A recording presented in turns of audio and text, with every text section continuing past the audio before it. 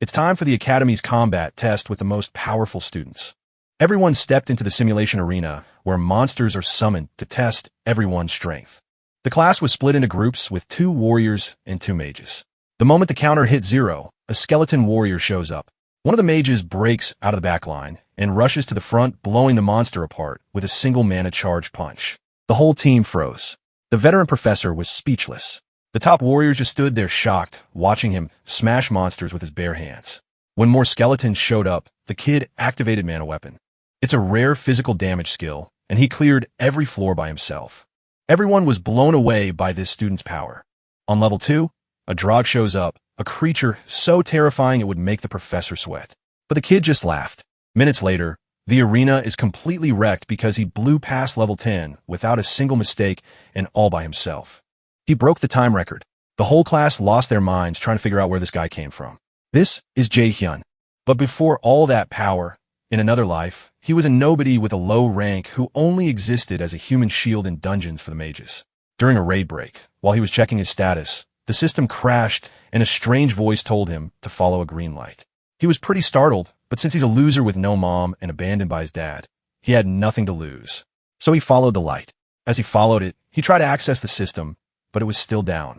After walking for a while, he finds a hidden green door inside the dungeon.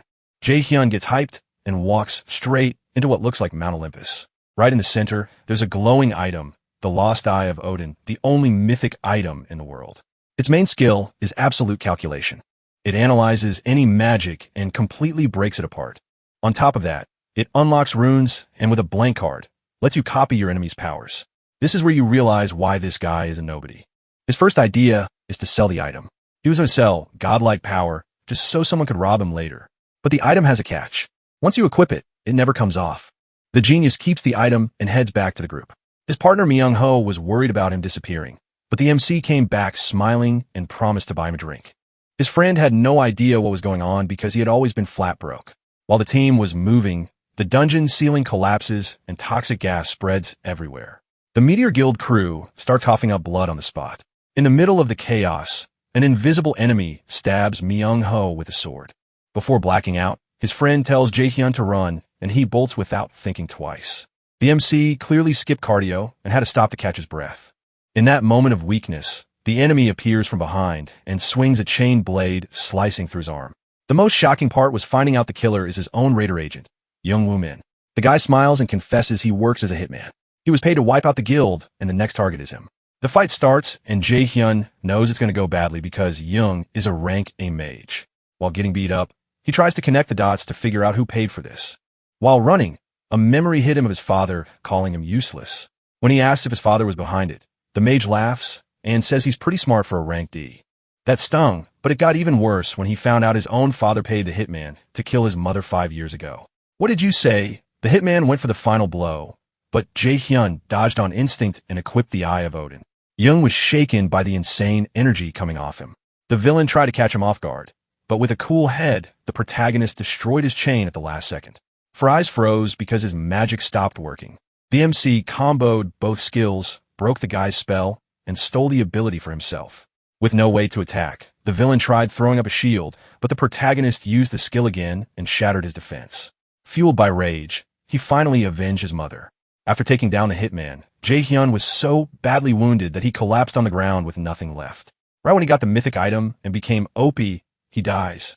In Ice Sky stories, you've got the truck Kuin, but here it's the system Kuin that reboots the whole story and throws him 11 years into the past. An Azura goddess appears, offering her help. When he touches her hand, he jolts awake in the body of a younger version of himself.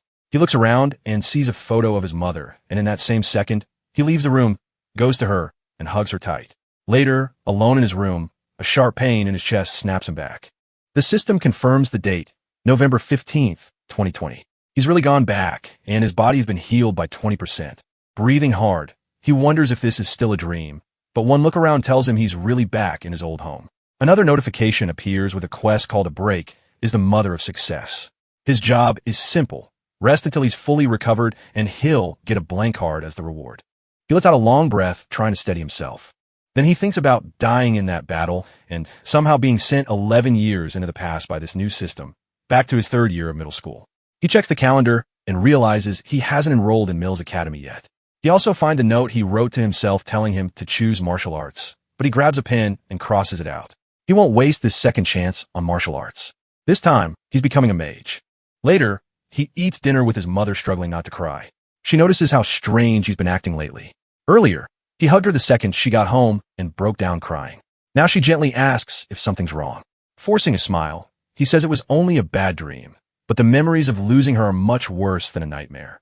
After working up the nerve, he says there's something he wants to talk about, and she tells him to go ahead. She can tell he may not want to enter Mill's Academy.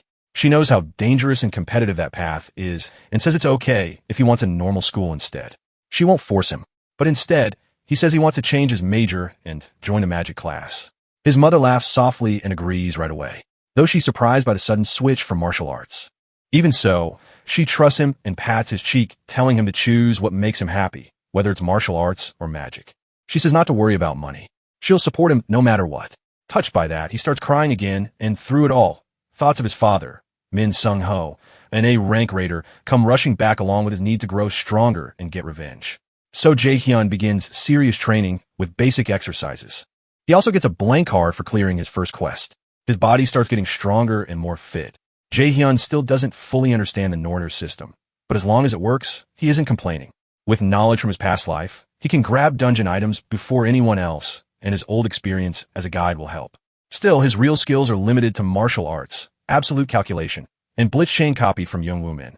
He leans back, opens the system, and checks his stats. As expected, his level and base stats have returned to what they should be at this point. Still, he kept all his passive skills from his past life, plus 2 new maxed out ones. One who is observed by the gods, and Supreme God's Eye. He already knows about absolute calculation and blitz chain, so now he focuses on the passives. First, he checks one who is observed by the gods, a skill tied to fast growth through divine blessings. It also let him keep his passive skills through regression and gives him an extra stat point every time he levels up. The downside is that most of the Azura's demigods are now watching him. After that, he moves on to his next skill. Supreme God's Eye is another top-tier passive that lets him see through lies, illusions, and hidden truth. Then there's the active skill Blitz Chain, which attacks with electrified chains and can even paralyze enemies. The more chains he uses, the more mana it costs. He checks the rest of his stats. They're all terrible, but the one he wants to raise most is magic, since that's the key to his new path. He also knows endurance matters. Long fights are all about lasting longer than your enemy. After thinking it over, he decides to save his new blank card for a healing skill, since he already has offense covered. Even in 2020, when mages aren't valued much, healers are still incredibly rare. They get treated like royalty no matter their rank. So a mage with healing powers would earn real respect. The problem is finding someone with a healing ability to copy will be incredibly hard. He only used his last blank card on Youngwoo Min because he had no choice. This time, he won't waste one when he doesn't know how many the system will give him. Just then, his phone rings, and when he checks it, his eyes go wide at the name Kim Yu-shin on the screen. Kim Yu-shin is a childhood friend, someone who's always been close to him and shared his dream of getting into Mill's Academy to become a raider. In his previous life, she died in his arms, and this time, he's determined to save her. A small smile forms as he reads her message. She's asking him to come with her to Saintess Yu Sung-eun's seminar. That instantly lifts his mood, because Yu Sung-eun is famous for her magic, especially sacrifice magic. Without wasting a second, he gets up, grabs his hoodie, and tells his mom he'll be back soon. Once outside, he texts Kim Yu-shin that he's on the way. He heads out right away to meet her. At the same time, a Rolls-Royce pushes through traffic. Inside, Saintess Yu Sung-eun sits quietly while her manager goes over the schedule and asks if she's okay, worried she's been overworking herself. She says she's fine, just tired, reminding him that sacrifice comes at the cost of her own vitality. The manager looks uneasy, wishing someone else had healing abilities close to Lady Sung-eun's. He knows exhaustion will catch up with her sooner or later. Soon, Jae-hyun and Kim Yu-shin arrive at the event. She excitedly pulls him through the crowd, and when they stop, he jokes that maybe she only brought him so she wouldn't get lost. The girl gets flustered and snaps at him, telling him not to say weird stuff like that. Then she goes quiet, which pretty much proves he was right. He keeps messing with her, joking that it's amazing how someone so smart can be this bad with directions. Even while teasing her, Jae-hyun is thankful she brought him here. If he can copy Yu Sung-eun's sacrifice skill now, it could change everything for him. It might even become one of his biggest advantages in Korea. As everyone takes their seats, he and the girl are stunned by how many people showed up. Still, it's no shock.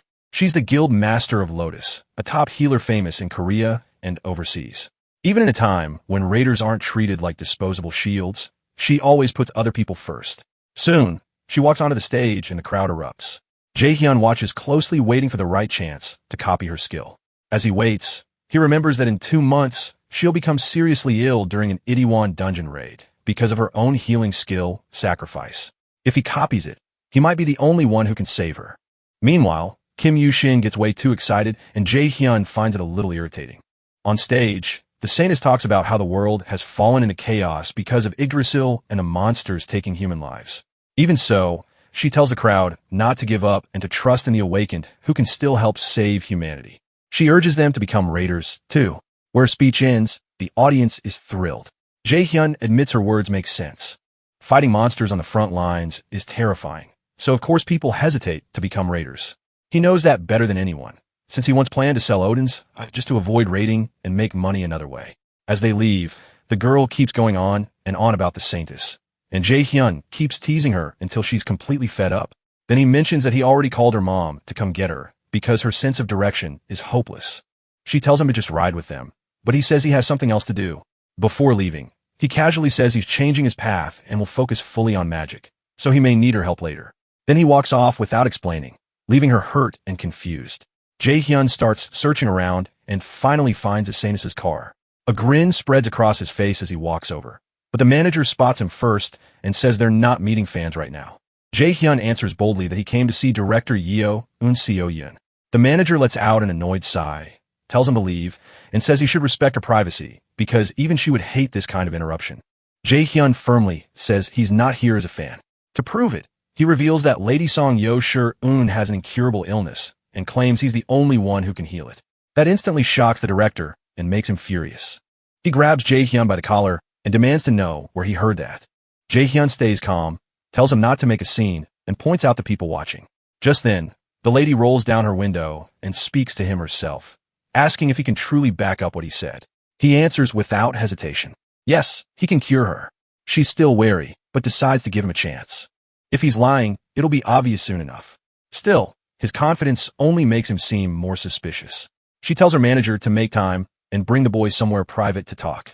After they move to a quieter place, she gets right to it and asks how he knows about her illness. Jaehyun apologizes, but says he can't answer that. If she insists, then he won't treat her.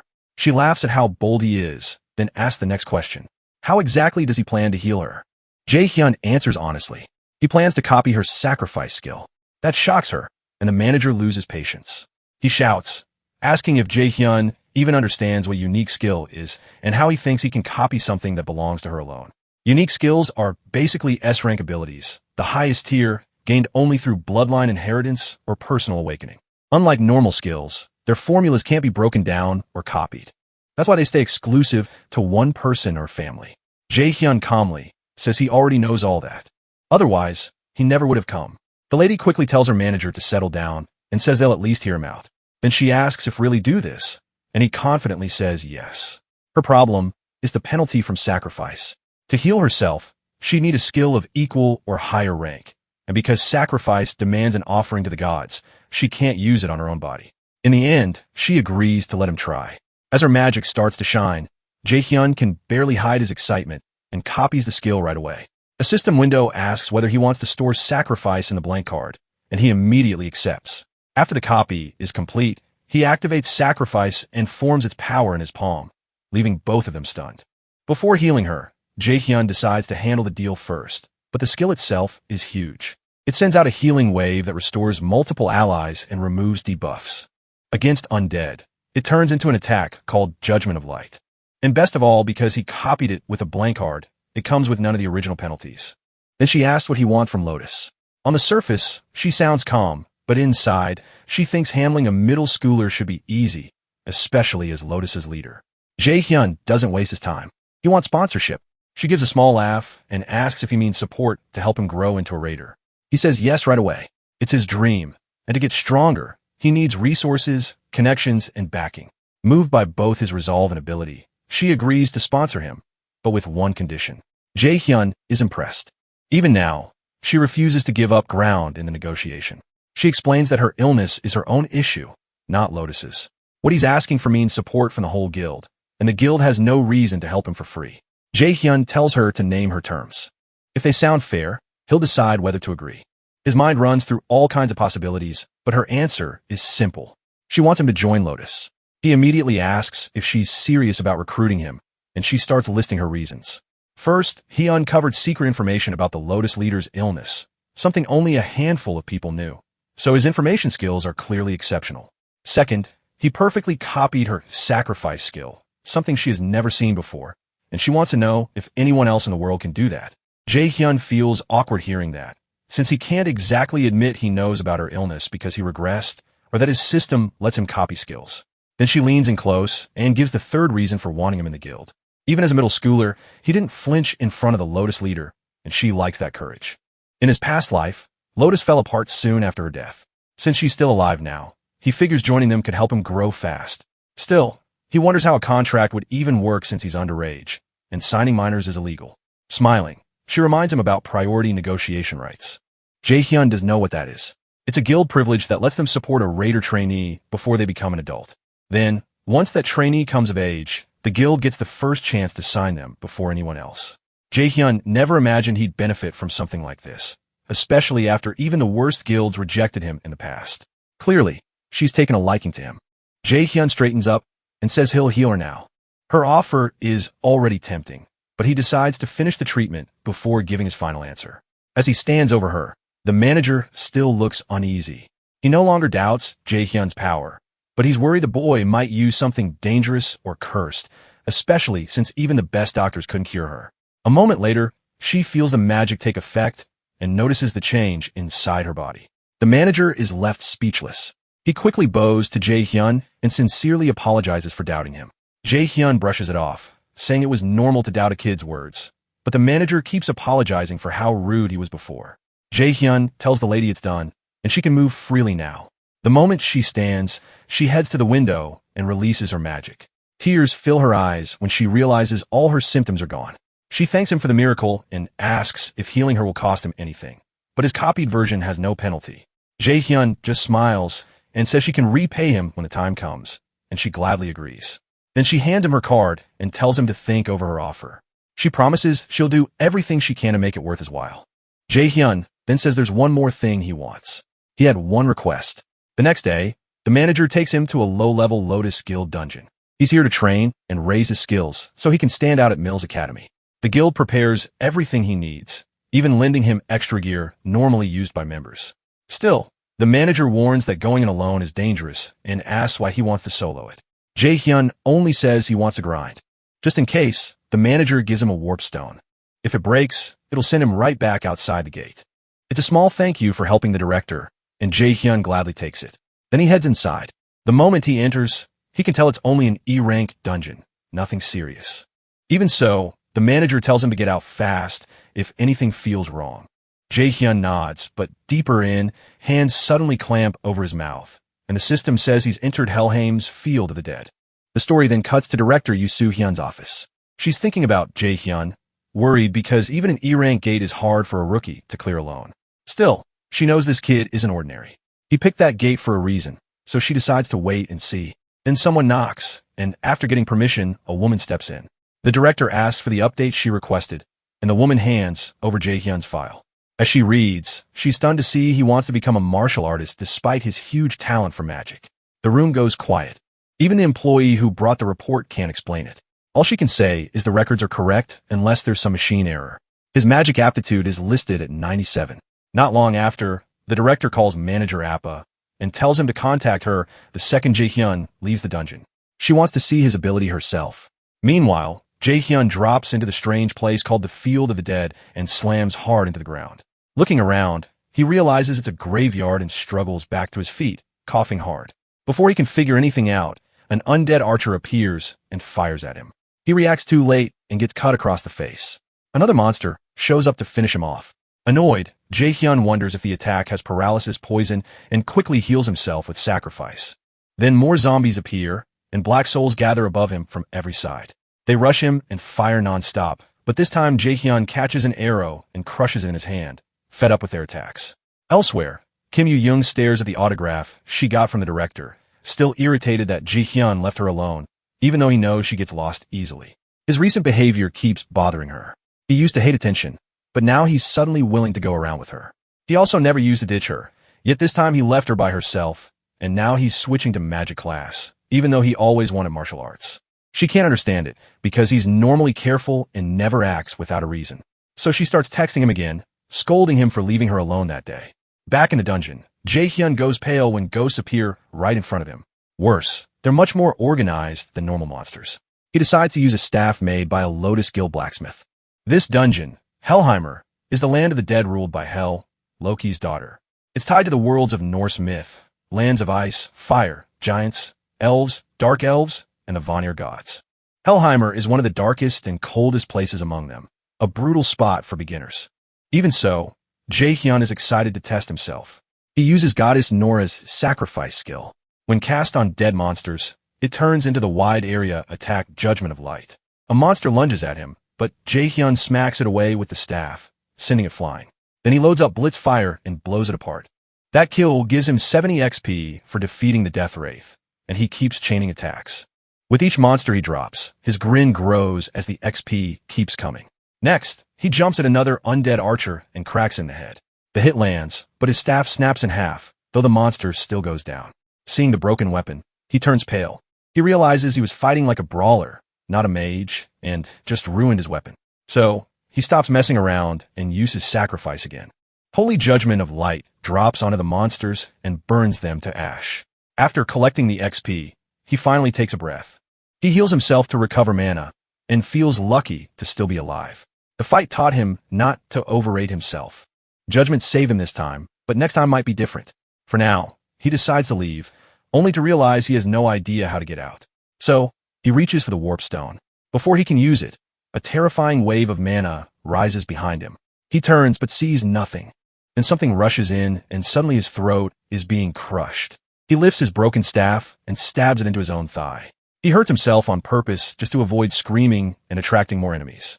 Only then does the system reveal the monster behind him, the dungeon boss, Nightshade. The level gap is overwhelming, and the system practically begs him to escape immediately. He reaches for the warp stone, but the boss attacks from behind and knocks it from his hand. Min-jun slams into a wall and coughs up blood as his HP crashes. The system tells him to use a healing item at once. He doesn't get the chance because the monster is already in front of him and attacks again. Just when he thinks it's over, the monster freezes in place and Min-jun can only stare. Then a woman's voice echoes through the cave. She looks almost like a goddess and orders the monster not to hurt him, saying she brought him here as an honored guest. This half-demon, half-angelic elf tells him he is meant to be the adversary. Min-jun has no idea who she is.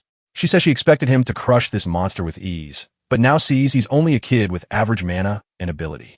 She can't understand why Loki chose someone like him to oppose the mighty Aesir. Meanwhile, Min-jun is barely staying awake as blood keeps pouring out. He knows he can't die here, not after getting a second chance. Seeing that resolve, the woman admits he is spirit, but says he's still far too weak for his role. She starts choking him and warns that if he doesn't grow stronger soon, she'll kill him herself. Still, because he matters to them, she decides to spare him once. She tells him to become much stronger and defeat Nightshade easily. If he does, she'll reward him, but he has to do it fast. A main quest appears, Hell's Trials, with a mission to kill Nightshade within 2 months. The mysterious woman is Hel herself, Loki's daughter. If he clears the quest, she'll grant him a gift. If he fails, he dies. As eerie hands drag him into the dark, everything fades away. Then the blonde goddess from his regression appears again, still speaking to him in that strange language. A moment later, he wakes up in the real world. As he gets up, he realizes all his injuries are completely gone. When he checks his status window, the same quest is still there, proving that what happened was real. That means the woman he met truly was Hel, ruler of Helheim. He still doesn't understand this adversary stuff, though the word feels familiar from when he first got the Norder system. With so many questions left, like why he regressed and what this role really means, he knows one thing. He needs to get stronger fast. If Hel was serious, the second he stops improving, she'll kill him. Still, he lets out a small laugh. At least life won't be boring. But the road ahead is long. He still doesn't know how to fight like a mage, and he doesn't even have basic spells for weak enemies. Then he checks his phone and sees a call from the director. He says he'll come by tomorrow and is ready to sign the contract. The next day, Min-jun arrives at the Lotus Flower Guild. A manager escorts him inside, and as they walk, he quickly sees why they're treating him so well. His mage aptitude is 97. When they reach the office, he lights up after spotting the director. She carries herself with calm confidence, and he can't help noticing it. The two greet each other warmly. She goes over the contract perks, and Min-jun is honestly impressed. The guild will cover living costs, replace any broken B-rank items for free, and pay him a big share based on his raid results. Those benefits usually go to elite A-rank raiders. Before signing, though, he says he has one condition. The director tells him to go ahead. He explains that he only switched from martial arts to magic a month ago, so he's still new to it. Because of that, he wants her to train him personally. The manager is shocked by how boldly he says it to someone as important as the director. Still, Min-jun asks if she'll accept that before he signs the priority contract with Lotus. She laughs at the unusual request and agrees. He thanks her, and she teases that she's already expecting a lot from him. Then she asks him to show his talent first. If he's ready, he expected this from the start since it's the real reason the guild wants him. So he asks what he needs to do. The director snaps her fingers, and blue mana forms behind her into a mana cube. She tells him to endure it. Min-jun is stunned the moment he sees it. She reminds him that if he's really gifted, he should at least handle something like this before joining her guild. A mana cube is a test used by B-rank mages and above to measure mana sensitivity. Very few awakened mages can stand it. So, for someone like him, this should be way too much. He asks if she's trying to scare him off. She says no. Even if he fails, the contract still stands. With no real way to refuse, he steps forward anyway. The director signals the manager to get things ready. The manager worries because even active mage raiders struggle with the cube, but the director insists Min-jun isn't ordinary and should be tested. At last, the manager activates the cube. As it starts working, Min-jun pauses, feeling the pressure pouring off it. The director urges him on, and he finally steps inside. Once he's in the mana cube, the manager gets even more nervous, seeing only a young kid trapped in there. But the director calmly says he'll be fine. Her instincts tell her he won't fail.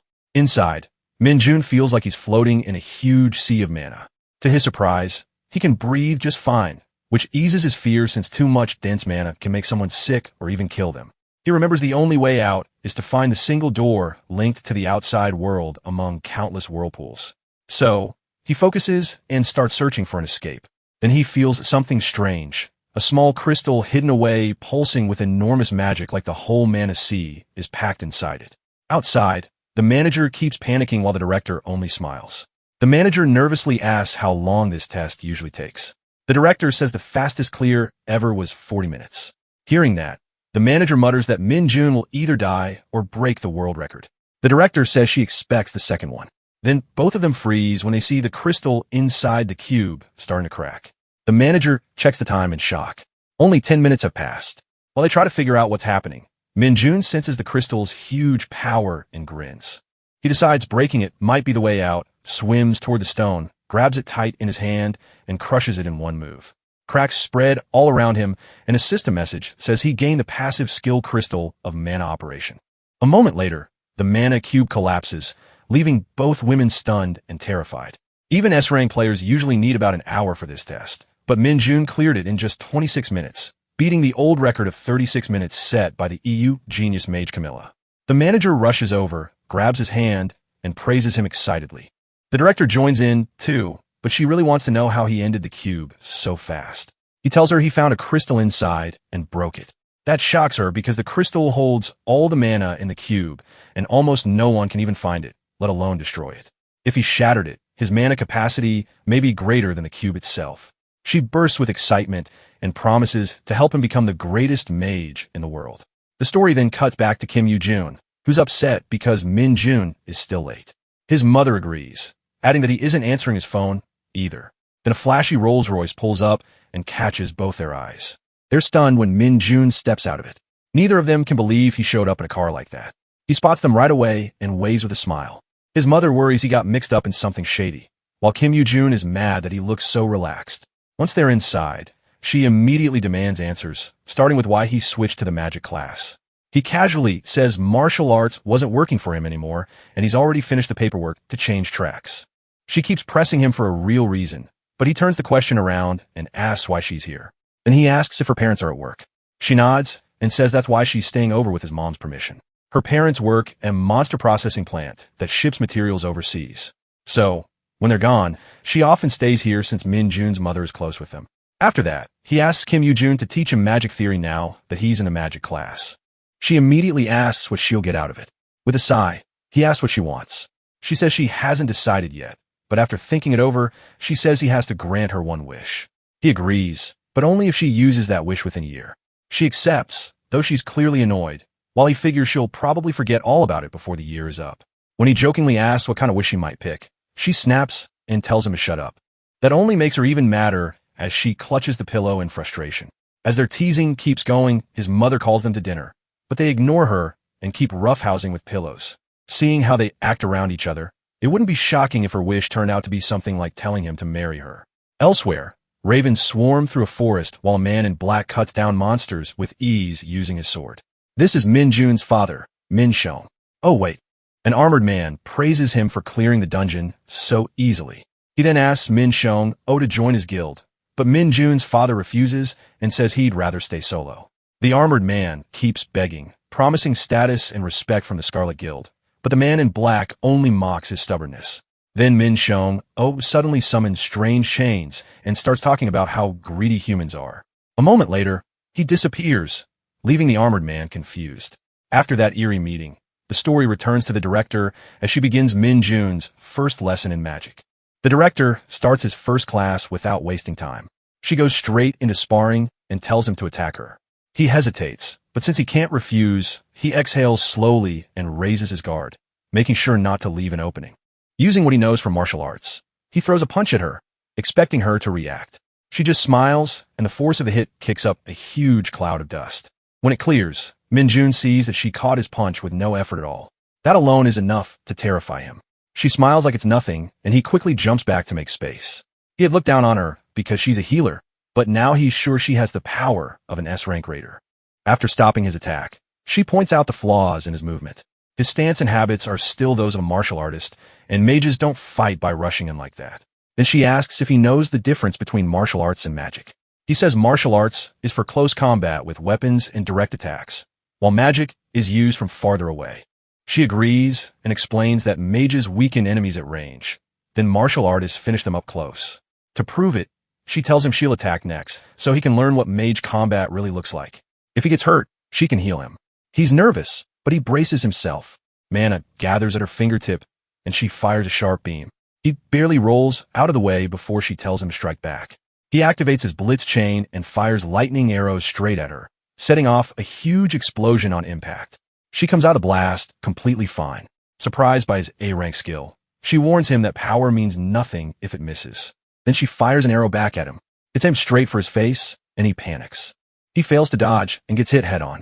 Even beaten all over, he still doesn't fall. That toughness catches her attention. Then she stops holding back and sends a storm of blue lightning bolts at him. This time he instantly uses Absolute Calculator, and her magic breaks apart. She's stunned. He reversed her spell and erased it almost at once. Clearly impressed again, she asks what else he's hiding. Jehu just tells her to see for herself. Right after that, the ground in front of her crackles with power. The attack lands, though she blocks it with one hand. Even so, the impact makes her hand shake. She can't believe he cast something that fast. Jehu follows up with a rain of arrows, but she throws up a shield and blocks them all. Now, she starts wondering how he's using magic without any chant at all. Skilled mages can shorten chants for weak spells, but his attacks are still strong, so this makes no sense to her.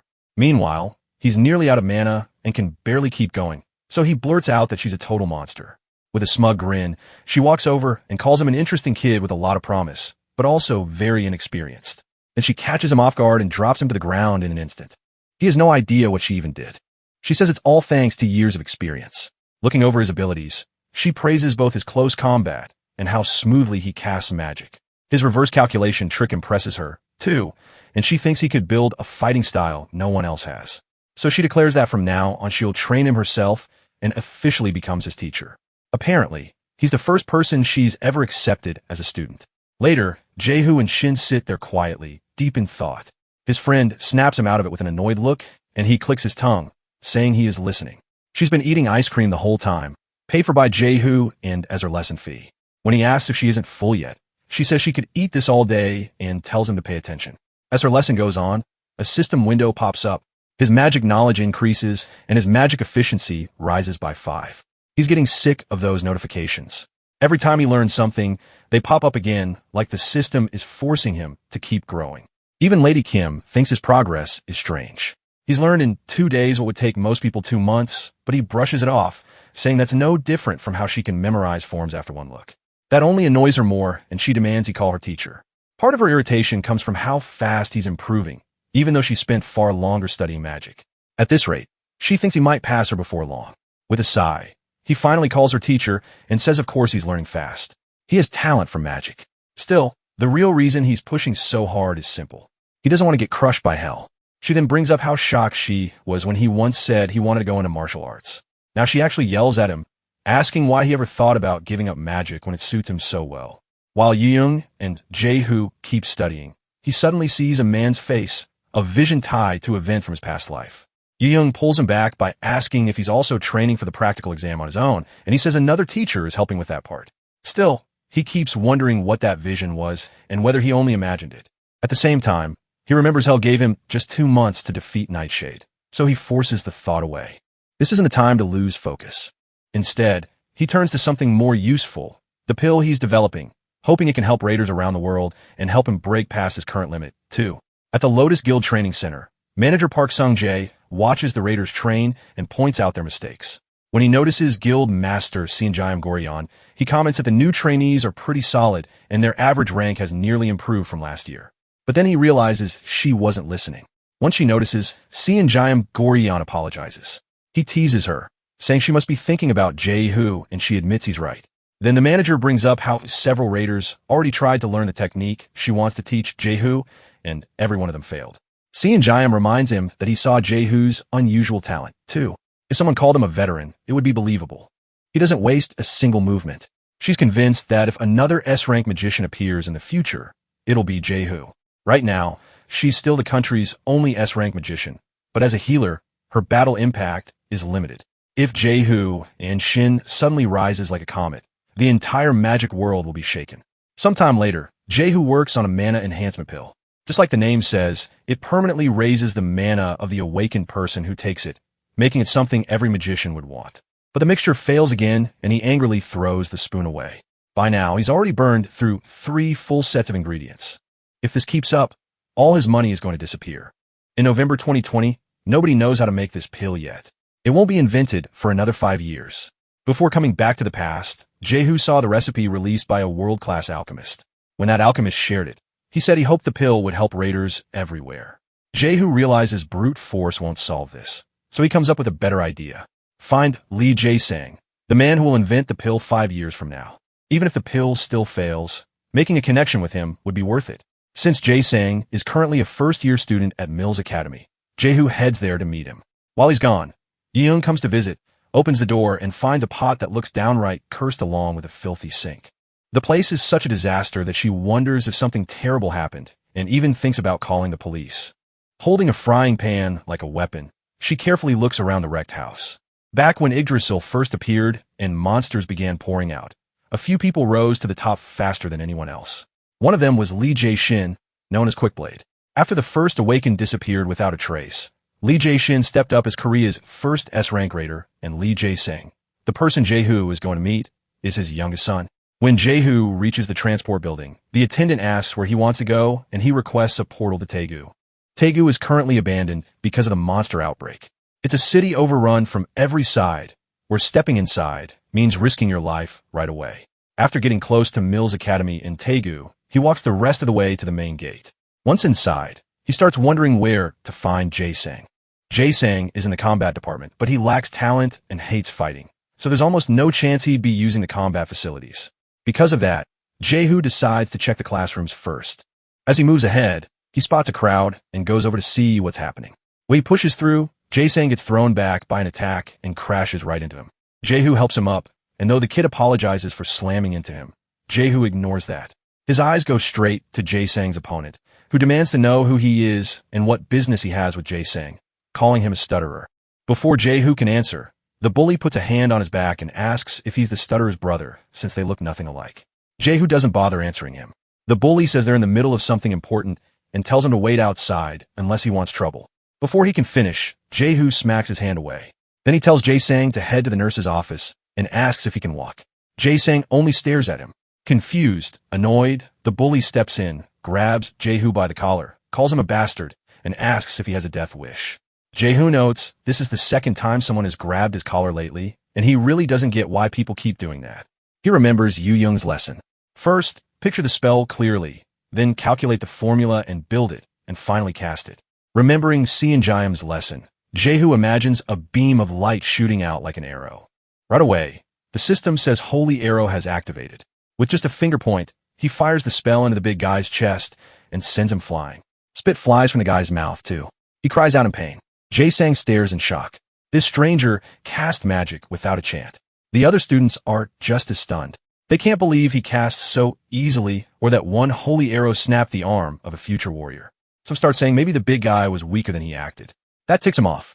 If this keeps up, his image is finished. So he swears he won't let Jae-hoo walk away untouched. Clutching his broken arm, he summons a sword. Seeing that, Jae-sang warns Jae-hoo, but the bully is already swinging for him.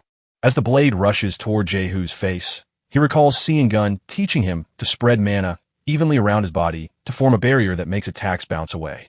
He activates mana barrier at once, and the huge sword rebounds like it hit rubber, flying out of range.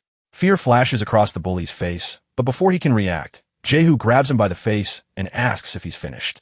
The guy tries to spit out an insult, but Jae-hoo cuts him off with a holy arrow to the face. The blast sends him backward and breaks his nose. He slams into the floor with a heavy thud, and Jae-hoo can only watch in awe, wondering who this guy really is.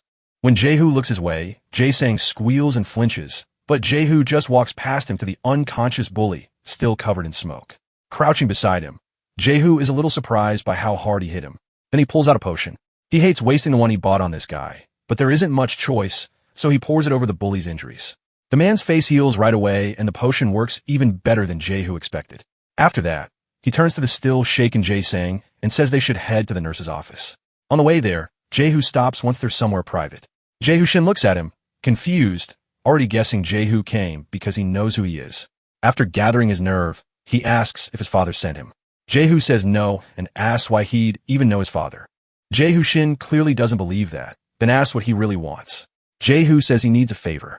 The moment he mentions making a certain pill, Jae-hoo panics and says he can't make anything like that. Jae-hoo frowns and reminds him he's skilled at alchemy. Pulling out the potion he used earlier, he asks if Jae-hoo wasn't the one who sold it on the black market. That leaves the kid stunned. How'd he find out? There should have been no way to trace him through the black market. Jae-hoo Bae-yun tell exactly what he's thinking, and honestly he's right. The black market hides every user's identity, items, prices, buyers. All of it goes through the Easter system, so it's supposed to be secure.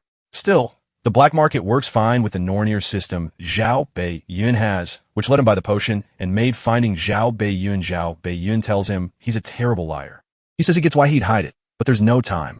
Zhao Bae-yun Sheng thinks back to listing those potions online and wonders if selling them there was a huge mistake. He only did it to make some money. If his father finds out, he's dead. So he bows and begs Zhao Bae-yun not to tell anyone. Zhao Bae-yun explains he isn't trying to threaten him. He just needs a great alchemist to help make the elixir he wants. After thinking it over, Zhao Bae-yun Qianseng-jin asks who he really is. Zhao Bae-yun says he's a prospective student at Millis Academy and politely calls him senior. Soon the two sit down, and though still nervous, Zhao Bae-yun Qian sells one calls in the Barkamol. Zhao Bae-yun Qian says it's a mana enhancement pill, one that permanently raises a raider's mana. Zhao Bae-yun jumps up shocked, asking if that's even possible. Zhao Bae-yun says it is. Now fully interested, Zhao Bae-yun jumps up starts thinking fast, wondering what ingredients could cause that effect. As he lists possible materials, Zhao Bae-yun notices his whole vibe has changed, and he's not even stuttering anymore. He also guesses most of the ingredients just from hearing the effect, proving how gifted he is. That makes Zhao Bae-yun even more sure he has to bring him over to his side. In the end, Jae-song stops and says Jae-hein should probably ask another alchemist, since the elixir is so important. Jae-hein refuses. He wants Jae-song specifically and promises to provide whatever is needed. Sure, other alchemists might make it if they had a recipe, but the one with truly unmatched talent is Lee Jae-song. So he asks one more time if he'll do this for him. This time, Jae-song agrees. Even so, he warns that he might fail, and Jae-hein says that's fine. Jae-song doesn't get it. Jae-hein would be the one losing out. Jae-hein says he's making this investment because he believes in his talent, and sometimes investments fail. Then he says he looks forward to working with him. Tears filled Jae-song's eyes. No one has ever believed in him like this before. Seeing that, Jae-hein is glad he managed to reach him. The next morning, alone in his room, Jae-song thinks back on what happened the night before and wonders if anyone has ever trusted him this much. He was timid, less gifted than his siblings, and lost his mother young. So he ended up alone and never earned his father's approval. That's why hearing someone say failure was okay feels so strange. For the first time, someone placed real trust in him, and it hits him so deeply that he starts crying. Meanwhile, Jae-hein's main quest is still hanging over him. Beat Nightshade in Hell's trial before time runs out and earn Hell's recognition. The reward is Hell's gift, and if he fails, he dies. At this point, he has only 10 days and 23 hours left. Later, Jae-hein heads to the training center to spar with Sung-gun, and he avoids her blue lightning attacks. As he closes the distance, more blasts come at him, but he blocks them with a shield. He answers with Holy Arrow, yet she's already protected by a magic barrier. Still, she spots a crack in it, and that shocks her. Jae-hein has gotten strong fast. When the smoke clears, they stare each other down like gunslingers waiting to move first until yellow lightning wraps around Jae-hein's body as he activates Blitz Chain. Sung-gun looks ready to meet him head-on. Just as they're about to clash, the manager steps in and tells them to stop. Their time is up, and they've both trained enough for today. He's stunned because their spar wrecked a hull built from arc metal, a material that takes huge strength to make. If he hadn't interrupted, the whole place would have been destroyed. While they rest, Sung-gun tells him his growth is unbelievable. He can use more spells now, and his physical strength has risen a ton. Then she asks if he's studying theory on his own, and Jae-hein says a friend is teaching him. That makes Sung-gun smile. She says it's better than she hoped, since she couldn't help much with theory, and adds that he must have a smart friend. Jae-hein awkwardly agrees she is, though he knows Yoon-jong's personality is the real problem. Before they part, Sung-gun reminds him he wanted to raid a dungeon again. He says he wants to test how much stronger he's gotten. She figures the E-rank dungeon he entered before should be easy for him now, and tells him to do his best. The problem is, it wasn't an E-rank dungeon at all. It was a C-rank one, where he met Hell and Nightshade. He wonders if he can beat a C-rank boss alone, but pushes the doubt aside. He's prepared as much as he can, so all that's left is the fight. Later, Jae-ho-hyun goes to see Jae-song, who greets him with the pill he worked hard to make. Jae-ho-hyun takes the mana enhancement pill, and his magic stat jumps by 15. The effect is so good, it leaves him stunned. Alchemy is a deep and difficult field. Even the same recipe can turn out very differently, depending on the alchemist. If Jae-ho-hyun had gone to someone else, he probably wouldn't have gotten a pill worth even magic. Smiling, he reminds Jae-song once again that he's truly talented. Jae-song says he only pulled it off because he trusted Jae-hyun, then thanks him. After that, Jae-hyun heads out, sure he'll beat Nightshade tomorrow. At the same time, Hell talks with her dragon gardener, and says they may have a very interesting guest today. He has 9 days and 22 hours left to clear the dungeon. Jae-ho-hyun returns to the dungeon gate. There, he receives the full probationary Valkyrie set.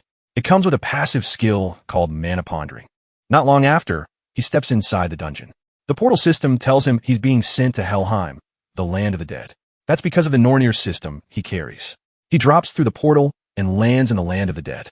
If he beats Nightshade, he'll get to meet Hell again.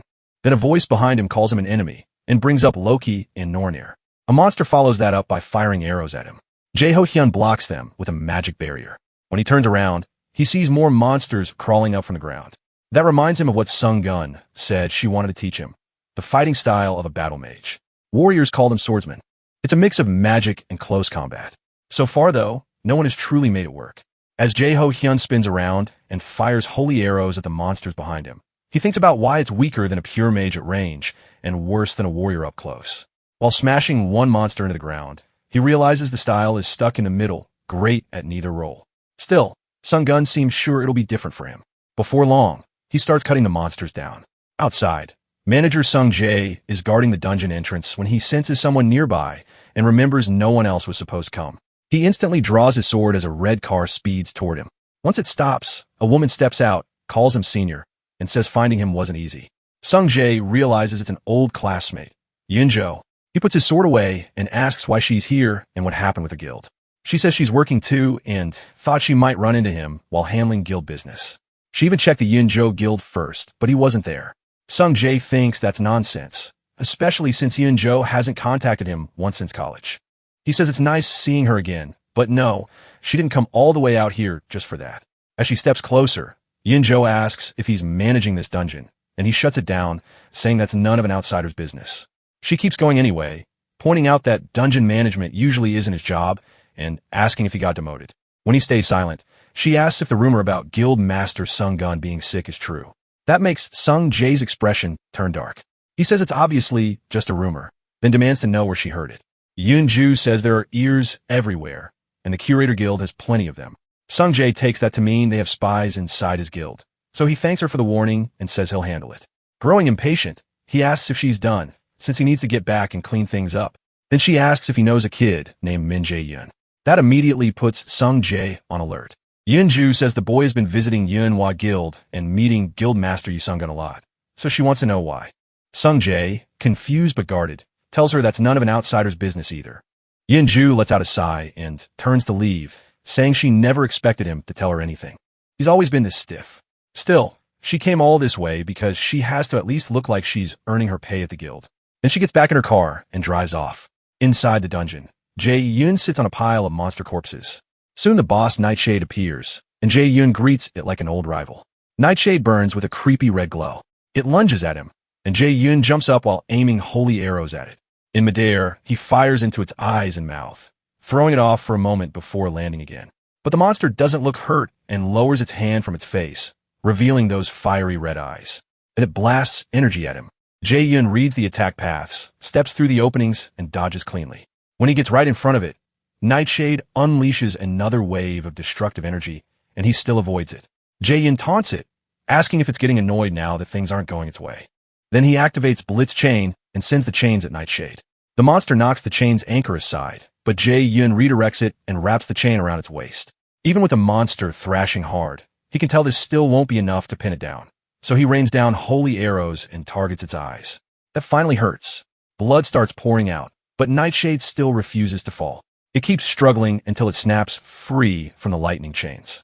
Then the system warns Jae-yoon that the boss has entered a berserk state. Its strength jumps by 1.5 times, and its dexterity rises too. As if that weren't bad enough, the system says he's been marked with the stigma of death. If he doesn't remove it within 10 minutes, he'll die instantly. The only way to clear it is by defeating Nightshade. Zhao Bei-yun has never heard of a sudden death penalty, and the warning rattles him. Then, strangely, the system says his absolute calculation skill, universal derivation, has activated. Still trying to make sense of it, Zhao Bei-yun figures help must be involved. He calls out, asking how she can interfere like this. Instead of answering, the system just shows the countdown, already 30 seconds down. With the stigma on him, Zhao Yun rushes the berserk monster, only to freeze when Nightshade starts running away. He quickly fires a holy arrow at its face, blowing a hole through it before it gets far. The timer keeps ticking. 8 minutes and 32 seconds remain. Nightshade actually smiles, like it knows it wins if the fight drags on. So Jae-yoon decides to use a wide-range skill it can't dodge. But just as he starts casting, Nightshade catches him with its gaze and breaks his focus. The system tells him he failed to resist, and now he has a fear debuff that weakens him for a while. Before he can process it, Nightshade slams into him. Right after the hit, the system says the fear debuff is gone, but Jae-yoon is coughing up blood. Even so, he steadies himself and stays standing. Now the death penalty timer is down to 7 minutes and 11 seconds. Jaehan expects the monster to use that same control move again, but when it doesn't, he figures it may not be able to spam a spell like that. Still, if he tries casting Light's Judgment and Nightshade interrupts him, he'll waste his mana and be left helpless. He needs another plan. Then he remembers the earlier hit to Nightshade's eye. Its vision should be worse now. He uses Wind Boost first to block what it can still see. Once the wind cloud clears, Jaehan is already holding light magic in his hand, exactly as planned. He mocks Nightshade for thinking he'd charge him blindly, and calls it stupid as he activates Flash Bomb. The skill goes off in a burst of blinding light that floods the whole area while he sends multiple lightning chains at Nightshade. In the middle of it all, Jaehan realizes he finally trapped the bastard. The monster screams as the blast burns through it. Then Jaehan suddenly notices some of the undead he fought earlier behind him. He activates Sacrifice, and the system announces that Sacrifice has changed into an attack skill, letting him use Light's Judgment with only 3 minutes and 46 seconds left. He calls down blasts of light from the sky across the battlefield. In the chaos, the timer keeps dropping until only 10 seconds remain. At 6 seconds, Jaehan stares at Nightshade's body falling apart and realizes he actually did it. When the countdown reaches 3 seconds, the system announces that the dungeon boss has been defeated and grants him the title one who has overcome the first trial. Watching the whole thing, Hel says there really was a reason Jaehan was chosen. She reaches out and tells him to come to her temple. Once Nightshade dies, the stigma of death vanishes and Jaehan gets experience points, a crafting material called Nightshade's core, and an equipment item named Shadow Armor. The system also tells him he gained 3 levels and earned the title the one who has overcome the first trial. After checking his qualifications, the system says Hel is summoning him to her temple. A moment later, he's transported in front of a massive gate leading into Hel's temple. At the entrance, a huge monster suddenly charges out of the dark at him. Jaehan jumps back in fear, but Hel calls the beast Garmer and tells it to guide their guest inside. Jaehan follows Garmer into the temple. Once inside, he calls out to Hel. Hel says she didn't expect him to actually make it. Then she congratulates him for clearing her trial and calls him the child born to oppose fate. Confused, Jaehan asks why she gave him the Nornir system and put him through all of this. Hel just smiles back at him, then says he needs to grow into the adversary. Still lost, Jaehan asks why he was chosen for that role, and she says it was decided from the moment he was born. He's fated to stand against the great Aesir and one day kill Odin. According to Hel, that's what Loki and the others want from him. When Jaehan says none of this makes sense, Hel tells him he doesn't need to understand yet. They never expected him to from the start. That vague answer only makes him angrier, so she puts a finger to his lips and says he must feel cheated, like the gods are trying to control his life. Leaning in close, she reminds him this isn't just about the gods opposing the Aesir. As she speaks, Hel shoves him into a portal behind him and says the world is heading for ruin while Odin wants everything under his rule. To stop that, they need the power of the prophesied adversary. Falling through the portal, Jaehan protests that he still has more questions. Hel only tells him to become stronger. She'll be waiting for the day they meet again. After Jaehan is sent away, Hel turns to someone nearby and asks how long he plans to keep watching since she never invited him. Soon after, Jaehan drops back into the real world and grumbles because he's still got no clear answers. While he's sulking, the system announces that he's received Hel's gift, a passive skill called Hel's Blessing, which cancels all abnormal status effects on him. Meanwhile, the old man spying on Hel apologizes for intruding. He says he couldn't stay away after hearing she was meeting the boy, then asks what she thought of him. Hel says it's too early to judge, especially since the adversary has only just begun. Still, she admits his growth exceeded her expectations. Even with the stigma she placed on him, he still won and reached her in the end, which she calls a welcome mistake on her part. The old man is glad to hear the boy is doing well. Hel then asks what he really wants, calling him Mimir. Mimir pretends not to know what she means, but Hel calls out his act. He tells her to relax and admits he can't fool her after all. Hel then says the adversary's left eye is clearly Odin's eye from the Well of Wisdom. She's sure Mimir and Loki are hiding something from her. Mimir says he'd like to explain, but it's still too soon and Hel agrees to wait. Even so, she says she can't just sit around. When Mimir asks what she's planning, Hel says the adversary is still too inexperienced, and the prophecy says countless hardships are waiting for him, so he needs a guide. About 7 days before admission to Milla's academy, Jaehan goes shopping with a woman for supplies. She notices he seems off and asks if something's bothering him, but he says it's nothing, so she keeps leading him through the rest of the list. Even so, he can't stop thinking about everything he went through, only to come back with even more questions. At least he did get Hel's Blessing and an X-rank skill. He already has other EX-rank skills, too. One is one watched by the gods, which speeds up his growth with divine blessings. Another is Absolute Eye of God, which breaks through illusions and reveals the truth, but X-rank is something Jehun never saw in the Aesir system before. It stands for extraordinary and seems to exist outside that system's normal rules. When he thinks about why the gods opposing the Aesir gave him these powers to kill Odin, the pressure hits him all over again. He snapped out of it when he sees the woman with him paying 300 million won for a single mana blade, even though it's just a consumable item. Then she pulls up a huge shopping list on her phone, and Jaehan starts to worry. A few hours earlier, the woman, Park Hannah, had introduced herself as being from the Yunhua Guild. She said Sungwon wanted to send him a gift since his admission to Milla's was close. Jaehan thought they'd maybe buy a few elixirs and artifacts. She suggests they go check out more gear, but Jaehan stops her and says armor won't be necessary because he already has something usable. He shows her the shadow armor he got from Nightshade. It grants stealth when equipped, and since it's B-rank gear, he doubts they'll find anything better. The stealth effect makes it even more valuable. Noticing that skill, Hannah asks if he also wants an artifact that gives stealth since every raider would want one, though getting it here would be hard. Jaehan says he doesn't need one. He adds that stealth items are already rare, and most people only get them by luck in dungeons because so few raiders can use stealth. Hannah agrees and says the only raider in the country with that skill is her brother. Then she casually walks off, and Jane asks what she means. She tells him manager Park Sung-jae is her brother. That stuns Jae. As she leaves, he can't believe it. They act nothing alike. Suddenly his eyes start glowing, and the Nornir system says an unknown entity is resonating with him. He feels sick for a moment, then spots the same trail of light he once saw at the treasure gate.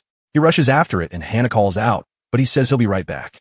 As he follows the light, absolute Eye of God activates, tearing through the illusion and revealing what's real. The system says the first low-rank function of absolute Eye of God has unlocked, giving him a new skill called detection. Detection is also extraordinary rank. It lets him inspect unidentified items and cancel out an enemy's stealth or illusion skills. While Jaein stares in surprise, the Nornir system activates detection on its own. Elsewhere, a close-range match is underway and ends with Han Hoyen defeating his opponent. People in the crowd praise how amazing Hoyen is, though they also say the gap between him and his opponent was obvious. That's why they call him a future S-rank raider. After the match, his father praises him for doing well. Still, he warns Hoyen not to get carried away because the win was expected. Without any excitement, Hoyen says he already knows. His father tells him to get ready for the next event and go take a shower. While showering, Hoyen thinks about how much he hates this exhausting life where his own thoughts and wishes don't matter. This isn't the kind of raider he wanted to become, and he wonders when everything went wrong. Back at the store, the Nornir system reveals an item called Mistiltine, a growth-type weapon. It's the mistletoe branch that killed Balder, holds immense magic, grows with its user, and grants mana perception when equipped. Mana perception is an A-rank passive that pushes the user's mana-sensing ability to the limit.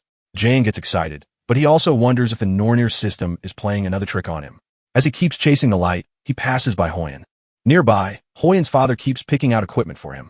When Hoyen asks if they really need this much, his father says it will all be useful. Since Hoyen is destined to become an S-rank raider, there's no need to be cheap. Hoyen points out that spending this much will affect his mother's hospital bill for the month, but his father shuts him down.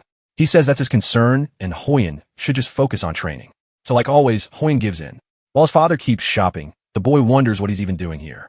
As they move through the store, people recognize him and whisper about why a combat genius like him is in a place like this.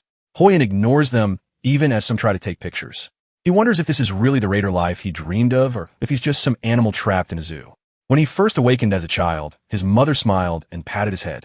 Back then, in that poor and gloomy house, he dreamed of becoming a raider because he thought he could change everything, but that hope didn't last long once his father decided to use it. Now he's basically a machine, only doing what his father tells him to do. He wonders how someone this pathetic is supposed to survive 3 years at Milla's Academy. Then an announcement comes over the speakers. A dungeon break has happened near the department store, and monsters have appeared. An announcement says agency raiders are on the way, and everyone should calmly follow the staff. A dungeon break happens when a dungeon isn't cleared in time and monsters spill out. Staff members wave people over and try to keep the crowd from panicking. As his father heads for the evacuation route, he asks Hoyen why he's still standing there instead of moving. He reminds Hoyen that he's a genius who could one day rule Korea's raider world. If he gets hurt here, it could ruin his chances at the Milla's entrance event. There's nothing to gain by stepping in, but Hoyen still doesn't budge. He knows the agency raiders should handle the goblins fast. But until they arrive, what happens to the civilians who can't defend themselves? This is his chance. Ignoring his father's shout, Hoyen runs the other way. To him, this is a shot to prove he really can be a raider. He has to find out whether he's worth anything right now, anything like the person he once wanted to show his mother. But while running, he suddenly stops after coming across a group of goblins. For a second, he just freezes. Sweat runs down his face, and his body won't move at all. Only his shaking eyes do. As the monsters charge, he realizes he can't move a finger or even take one step. He tries to force himself, and one goblin gets close enough to swing its sword. Hoyen can't understand it. He knew this would be dangerous, and he's dreamed of being a raider for years. These are just low-level monsters, so why is he this afraid? Before the blade reaches him, Jaeyoon slams the goblin into the ground. Jaeyoon stares in shock, then falls back onto the floor as the stranger asks if he's on Hoyen. A little earlier, Jaeyoon had spent 50,000 of his own money on an item from the store when Hannah called out in panic, asking why he suddenly ran to the unappraised item section. All she saw was a rock-like item in his hand. Jaeyoon wonders if it only looks worthless to everyone else, but he doesn't explain and just says it's nothing. Then the announcement about the dungeon break echoes through the store. Before Hannah can say anything, Jae-in runs off again and smashes through the department store window to jump outside. On the way down, he spots a pack of goblins below him. The moment he lands, he fires a rain of holy arrows at them, dropping several right away. As people nearby stare in confusion, Jae-in realizes there are more goblins than he expected. Clearing them without casualties might be tough, but he tears through them with lightning chain and another barrage of holy arrows. Moving across the area, he finds Hoi-an surrounded by goblins and jumps on the one about to crush him. Jae-in, a little surprised, asks if he's on Hoi-an. He didn't expect to run into the unfortunate genius here. Still shaken, Hoi-an asks who he is, but Jae-in ignores that and says he needs his help. While he's talking, Hoi-an spots a goblin behind him and shouts a warning. Yet Jae-in calmly says he knows. Without even turning, he activates lightning chain and rips through the goblin's upper body. Hoi-an's eyes go wide. Jae-in tells him they can't let the monsters reach the residential area, then asks if he plans to keep sitting there. That gets Hoi-an back on his feet, reaching for a weapon. Strangely, the fear choking him starts to fade the moment he hears those words. This is what a real raider looks like, and right now his job is to save people. A little farther ahead, they run into another goblin group. Jae-in asks if Hoi-an knows taunt, a skill that draws nearby enemies, then tells him to grab as much aggro as he can and asks if he can handle it. Hoi-an nods. As he summons his sword, he realizes he can't hesitate anymore and needs to do whatever he can. He drives the sword into the ground and uses taunting roar, sending out a huge wave of energy that pulls every monster within 50 m onto him. The skill drags all the goblins' attention to Hoi-an, and Jae-in is surprised. It's stronger than plain taunt, and Hoi-an can keep using it. He remembers that in his previous life, Hoi-an only ended up as a B rank raider. No one knows if it was because of the weak mindset he showed earlier or something else. Even with all his hype, Hoi-an fell fast, which is why people called him the unfortunate genius. Still, Jae-in thinks a weak mentality can be fixed. As he unleashes lightning chain, he decides Hoi-an is a valuable card worth using. In the middle of the fight, he suggests they wrap this up fast, and Hoi-an eagerly agrees. Jae-in's chains rip through goblins, while Hoi-an cuts down the rest. Before long, the area is covered in goblin corpses. When a raider finally arrives, he can only wonder what happened here. The two boys just look at him, and the man introduces himself as Park Kyung-hoon from the raider agency. He asks if the two of them really killed all these goblins. After glancing at Jae-in, Hoi-an says yes. Kyung-hoon recognizes Hoi-an as the famous prodigy, but he should still only be around high school age. The boy beside him looks about the same, so he can't believe they handled this many monsters alone. Completely baffled, Kyung-hoon admits he has no idea how to report this. Jae-in says he actually wanted to talk to him about that. He asks Kyung-hoon to report that the agency handled everything, since no one would believe the truth anyway. Kyung-hoon says that would clearly break the law, but Jae-in points out it only matters if there's anyone who saw what happened. Kyung-hoon explains that as part of a government agency, he can't just do whatever he wants. Still, if Jae-in wants to stay unnoticed, he'll keep this quiet, and the boys will still get the hunting reward. Jae-in says that's not needed, and asks him to give the whole reward to Hoi-an while keeping his own involvement secret. He already has Jae-in kicking him, so money isn't the issue. With the mill's entrance event close, it's better not to stand out too much. Besides, putting Hoi-an in his debt will help him more later. After a short pause, Jae-in asks if that's all. Just as Jae-in turns to leave, Hoi-an stops him and asks what he means. Jae-in did almost everything. Jae-in pauses and says he has his own reasons. The real reason is simple. He doesn't want his father noticing him this close to the mill's enrollment. Before regressing, he ignored that issue because his combat talent was terrible. Now he won't. His father still doesn't know he switched to magic, and there's no telling what trouble that could cause. For now, he plans to stay hidden. Revenge works best when it's quiet. He needs to grow stronger where that man can't see him and wait until the final moment to rip his throat out. Meanwhile, Hoi-an doesn't know what to do. He couldn't have done this alone, so taking all the credit feels wrong. But with that money, he might be able to ease his mother's illness, even a little. He wanted to become a raider he'd never be ashamed of, but if his mother died because he let this chance slip away, he doesn't know if he could bear it. Jae-in Jinja watches him and realizes Hoi-an's hesitation doesn't seem to come from pride. There must be another reason. To help him decide, Jae-in tells him to think carefully. What he did today was worth that reward. If he hadn't stepped in, someone would have died. That finally gets through to Hoi-an. If his mother dies because he hesitates now, his dream won't mean anything anyway. In the end, he tells Jae-in he'll repay this debt someday.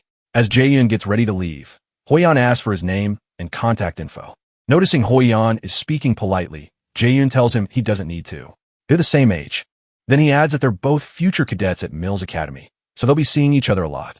On the day of the Mills Academy enrollment, Jae-yoon and Yoo-jung stand in the crowd.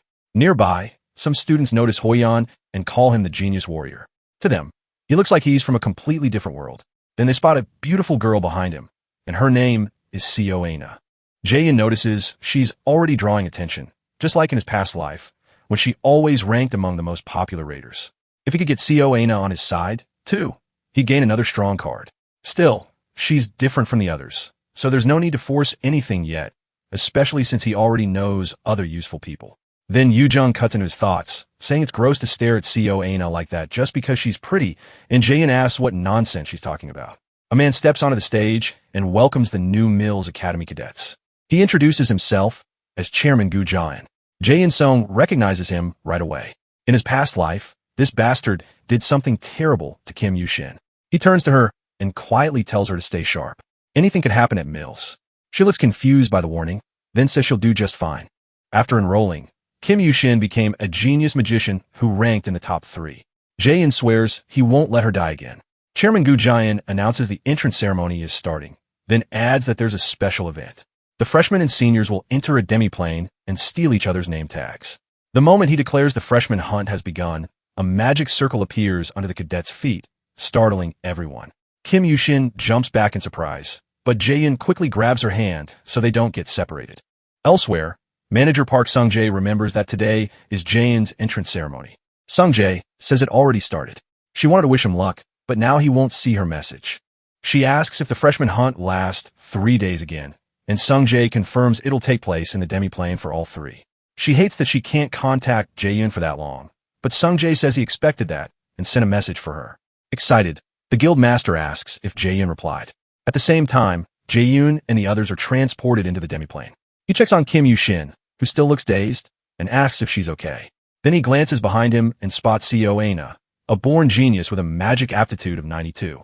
In his past life, she changed how people saw magicians and later became an S-rank raider, following Seonjin's path. Back at the Yanoa Guild, Sung-jae says Jae-yoon replied and told him not to worry. In Mills Academy's central control room, the staff gathers to watch the freshman hunt. Instructor Kim Seonjin says this year's class has many strong cadets, and An Hoyeon is even getting attention overseas. He adds that Seo Aina, Kim Young, and Lee Seo-hyuk all scored around 90 or higher in aptitude. Still, the records for cadets who switch career paths haven't been updated yet. The chairman tells him not to bother. Students who change paths on a whim won't last long at Mills anyway. Most cadets at Mills are talented, but some clearly stand far above the rest. To the chairman, average talent exists to support true geniuses. He sees no reason to give those weaker cadets chances. Sometimes, when an awakened faces death or an enemy they can't beat, they get another shot called reawakening. Gu Jian believes raising one A-rank raider is worth throwing away 100 C-ranks. If they fail, they simply weren't good enough. His job is to find the best ones and hand them over to someone behind the scenes, and he thinks he can't waste any more time. The freshman hunt happens in an artificial demiplane made with magic, a place where things impossible in the real world can happen, like changing time flow or bending space. Every year, about 5% of cadets fail here. The event is brutal and forces them to see their limits. Inside the demiplane, Chairman Gu Jian appears on a screen and starts explaining the rules. Only C-rank skills or lower can be used. Stealing a name tag earns points. Seniors get 10,000 for taking a freshman's, while freshmen get 100,000 for taking a senior's. Since those points work all across Mills, the more the better.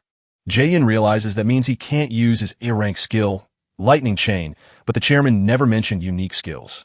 After laying out the basic rules, the chairman says all skills will be reduced to 1/10 of their normal power for safety, so no one has to worry about serious injuries. Jae-in calls that nonsense. There's still no word about unique skills, and no limit on raw stats, either. The chairman clearly wants to weed out the useless and keep only the gifted. Jae-in immediately tells Kim Yu-shin they need to move and find shelter. They'll be stuck here for 3 days. The demiplane has things that can help or hurt them, like traps that weaken people, healing ponds, the nightmare forest, places to gather food, and shelters. If they want to last 3 days, finding shelter matters most. As they move, Kim Yu-shin asks if they should bring Seo Aina with them. She's a magic cadet, too, and having one more ally would help.